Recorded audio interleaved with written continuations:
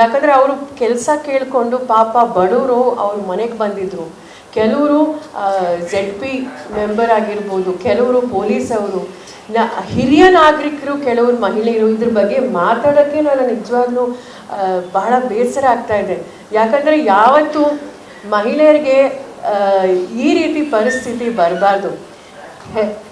ಸಹಾಯ ಕೇಳೋಕ್ಕೆ ಮಹಿಳೆಯೊಬ್ಬ ಬಂದಿದ್ದಾರೆ ಅಂದರೆ ಒಬ್ಬ ಜನಪ್ರತಿನಿಧಿಗೆ ಈ ರೀತಿ ಅದನ್ನು ಅವ್ರ ಮೇಲೆ ಇದು ಮಾಡಿದ್ದಾರೆ ಅಂದರೆ, ಲೈಂಗಿಕವಾಗಿ ಅವ್ರ ಮೇಲೆ ಕಿರುಕುಳ ಕೊಟ್ಟಿದ್ದಾರೆ, ರೇಪ್ ಇದು. ಅದಕ್ಕೆ ನಾವು ಪ್ರತಿಯೊಬ್ಬರು, ನಾನು ಎಲ್ರಿಗೂ ಏನು ಕೇಳಕ್ಕೆ ಬಯಸ್ತೀನಿ ಅಂದರೆ, ಇಲ್ಲಿ ರಾಜ್ಯಾಧ್ಯಕ್ಷರು BJP ಅವರು ವಿಜೇಂದ್ರ ಅವರು ಇದ್ರ ಬಗ್ಗೆ ಏನು ಹೇಳ್ತಾರೆ? ನಿಮ್ಮನೇಲಿ ಹೆಣ್ಮಕ್ಳಿಲ್ವಾ? ಶೋಭಾ ಅಕ್ಕ ಅವ್ರು ಇದ್ರ ಬಗ್ಗೆ ಏನಂತ ಹೇಳ್ತಾರೆ? JDS ಮತ್ತು BJPಯಲ್ಲಿರುವಂಥ ಎಲ್ಲ ಶಾಸಕರು ಮತ್ತು ಅವರ ಎಲ್ಲ ಕಾರ್ಯಕರ್ತರು ಮತ್ತು ಅವರ ಮಹಿಳಾ ವಿಭಾಗದ ಎಲ್ಲ ಅವ್ರಿಗೆ ಇದ್ರ ಬಗ್ಗೆ ಏನಂತ ಹೇಳ್ತಾರೆ?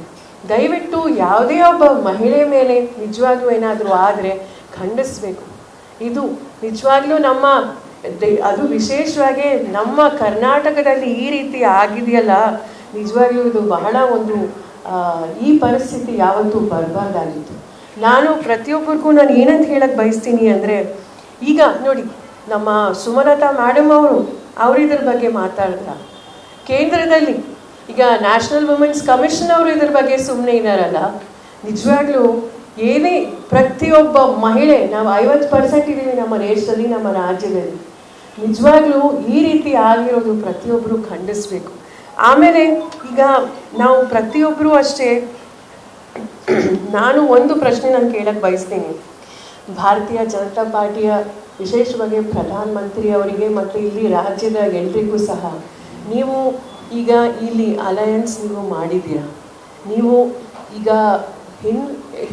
ಕಳೆದ ವರ್ಷ ಜೂನಲ್ಲೇ ಈ ವ್ಯಕ್ತಿ ಹೋಗಿ ಒಂದು ಇಂಜೆಕ್ಷನ್ ತೊಗೊಂಡು ಬಂದಿದ್ದಾರೆ.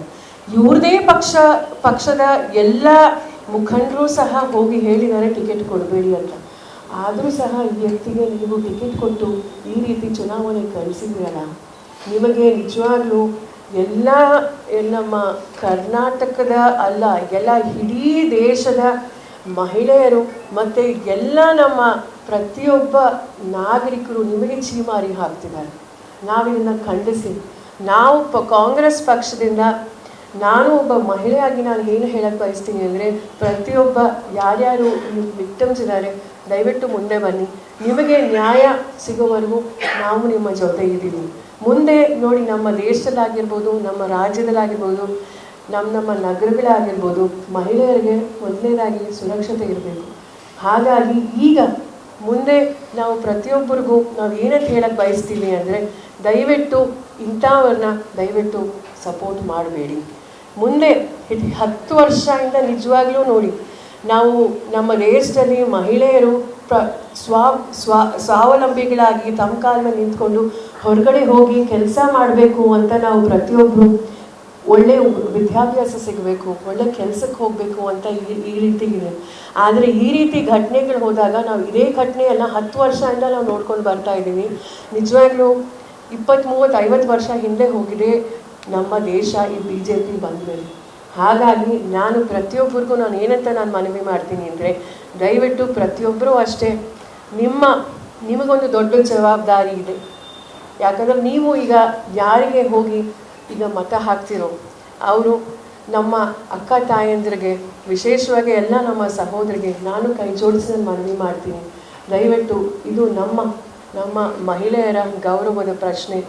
ದಯವಿಟ್ಟು ಇದನ್ನು ಖಂಡಿಸಿ ನಾವು ನಮ್ಮ ರಾಜ್ಯ ಸರ್ಕಾರದಿಂದ ಏನೇನು ಮಾಡಬೇಕು ಅದೆಲ್ಲ ನಾವು ಮಾಡ್ತಾಯಿದ್ದೀವಿ. ಹೇಗೆ ನಾವು ನೇಹಾ ಕೊಲೆ ಆಯಿತು ಆ ಘಟನೆನ ನಾವು ಹೇಗೆ ನಾವು ಪ್ರತಿಯೊಬ್ಬರೂ ಅಷ್ಟೇ ಪಕ್ಷಾತೀತವಾಗಿ ಬಂದು ನಾವು ಅದನ್ನು ಖಂಡಿಸಿದ್ವು, ಇದನ್ನೂ ಸಹ ನಾವು ಖಂಡಿಸಬೇಕು.